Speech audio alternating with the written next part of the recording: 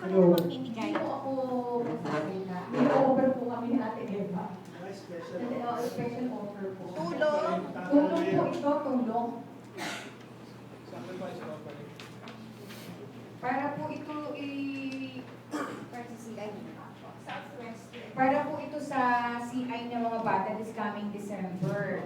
So, hingi po sila ng tulong kung pwedeng bumili po tayo ng book. May nakabili na po si Ate Pinky at si Ate Myra. Tirak ay si Ate Cory at saka si... Meron na ako.